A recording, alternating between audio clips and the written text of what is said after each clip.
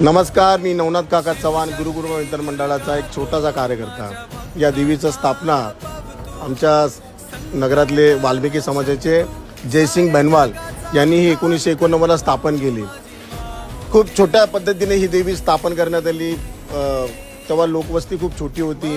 हळूहळू ही देवी एवढी वाढत गेली, जी प्रशंसा एवढी वाढत गेली, ही नवसाला पावत गेली। लोकांना कळत गेलं की बाबा ही मानकुरची माऊलीचं अस्तित्व एवढं मोठं आहे।